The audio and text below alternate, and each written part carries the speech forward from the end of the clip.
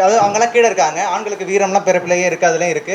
ஆனா அவங்களுக்கு வந்து நாங்க தான் பாதுகாப்பு கொடுக்குறோம் அப்படிங்கிறது. இது ஏன் இது ஒரு ஆணாதிக்க மைண்ட் தான் இது. என்னதான் நம்ம சமூக நீதி பேசினாலும் பின்னாடி இப்படி ஒரு கருத்தை வைத்துக் கொண்டு பேசுவதே மிகப்பெரிய தவறு. இன்னைக்கு அது மட்டும் கிடையாது. இன்னைக்கு நான் ஒரு கரண்ட் நியூஸ் சொல்றேன் பாருங்க. கிட்டத்தட்ட ஒரு 2009 ஒரு ஒரு பெண்ணு கல்யாணம் ஆகுது. ரொம்ப ஏழை வீட்டு பெண்மணி தான். ஒரு ஆண், அவங்களுக்கு ஒரு அப்பா கிடையாது. ஒன்னும் அம்மா மட்டும் தான் இருக்கிறாங்க. கிட்டத்தட்ட 2025 வந்துருச்சு. அந்த பொண்ணு கல்யாணம் பண்ணி கொடுத்தாங்க. 20 பவுன் கொடுத்தாங்க. 20 பவுன் நகை கொடுத்தாங்க, வண்டி வாங்கி கொடுத்தாங்க, வீட்டுக்கு தேவையான எல்லா பொருட்களும் வாங்கி கொடுத்தாங்க. ஆனா ஒரு குழந்தையை கொடுத்தாரு. அதாவது பொண்ணோட வீட்டு செலவு வந்து ஃபாரின் அனுப்பி விட்டாங்க. போனதுக்கு அப்புறம் குடும்ப மனநிலை அந்த பொண்ணை ஏத்துக்கவே இல்லை. உங்க கணவனே இல்ல, உங்க வீடு ஒரு கோட்டு வீடு, குடிசை வீடு, அங்க இருந்து வந்துட்டு நீங்க ராஜ்யம் பண்ண முடியாது, நீங்க இருக்க முடியாது சொல்லிட்டு டார்ச்சர் மேல டார்ச்சர் பண்றாங்க. நம்ம ஆண்களை எந்த அளவுக்கு நம்ம எதையுமே வந்து ஒருத்தவங்களை தப்பா போர்ட்ரேட் பண்ணும்போது தப்பா தான் நடக்கும். எதையும் நேர்மறை சிந்தனைகளாக நம்ம பேசும்போது அது நல்லா மாறும். எதையும் இதை செய்யாத, இதை பண்ணாத அப்படின்னு முதல்ல சொல்றதை நிறுத்தணும். என்ன பண்ணணும்? இப்போ நானுமே கூட சொல்றேன், நிறைய இஷ்யூஸ் அங்க நடந்தது, இங்க நடந்தது, பேசி என்ன பிரயோஜனம்? What is the solution? Solution நோக்கி எப்படி பயணிக்கிறோம்? இப்போ இந்த வரதட்சணை கொடுமை என்ன சொல்யூஷன் இருக்கு? எத்தனை பேரால யோசிக்க முடிகிறது?